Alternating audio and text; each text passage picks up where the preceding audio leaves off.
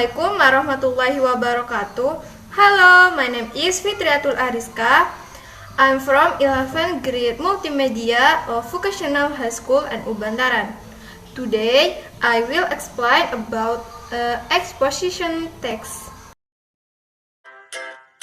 Pada video ini, saya akan membahas tentang exposition text, yaitu teks eksposisi.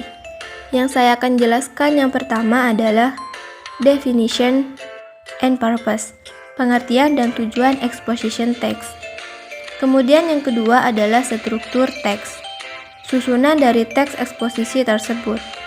Dan yang terakhir adalah grammar focus, yaitu kaidah kebahasaan dari exposition text.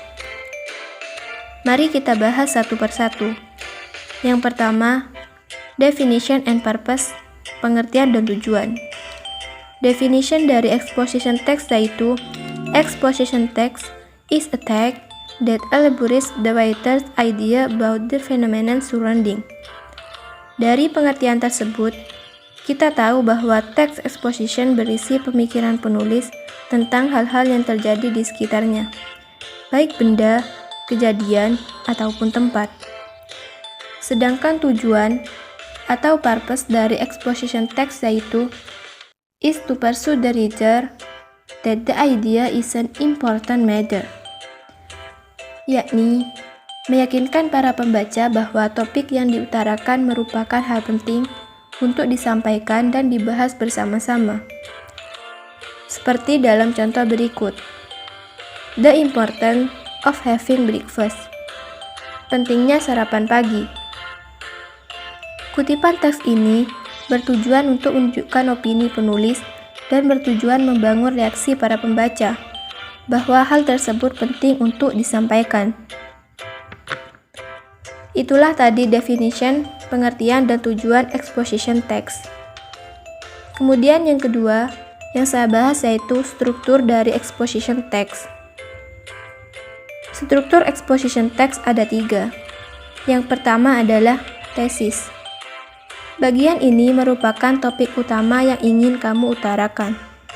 Di bagian ini, pembaca bisa melihat bagaimana penulis memberikan pendapatnya terhadap hal yang menjadi topik tersebut.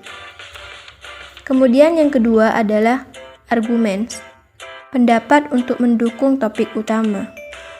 Biasanya dalam exposition text terdapat lebih dari 2 argumen.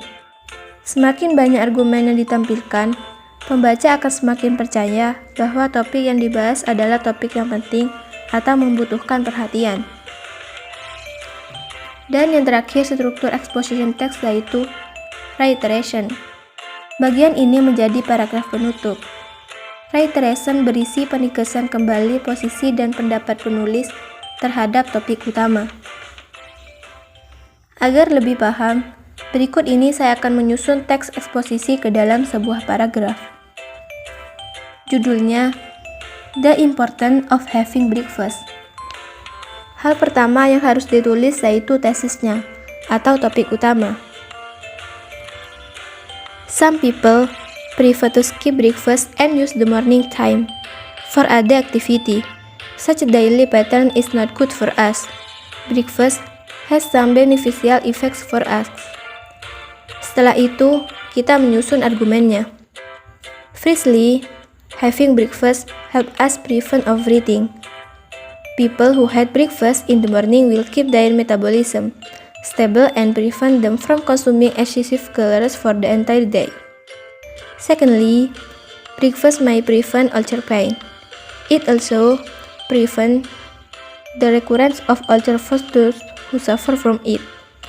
Breakfast will keep the stomach filled with food so that it can neutralize stomach acid.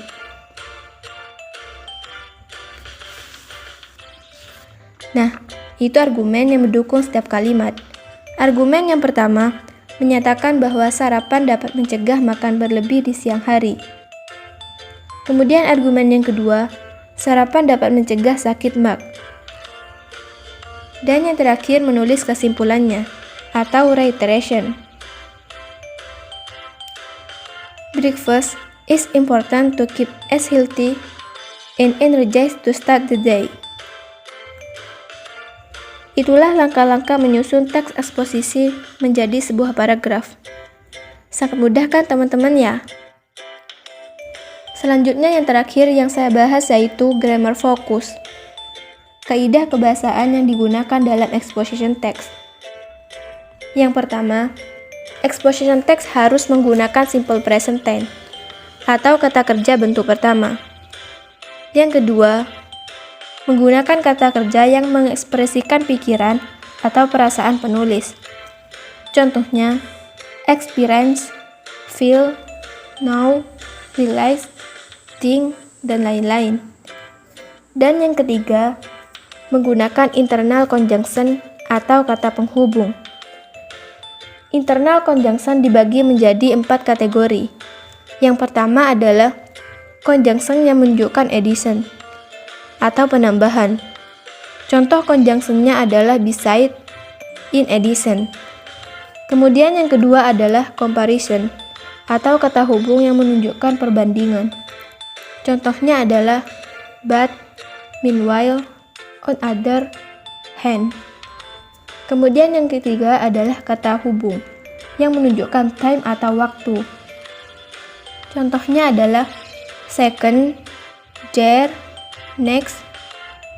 Kemudian yang terakhir adalah kata hubung yang menunjukkan cause effect atau sebab akibat.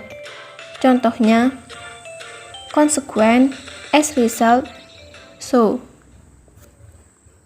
Nah, teman-teman, sampai di sini pembahasan saya tentang exposition text. Semoga bermanfaat. Thank you.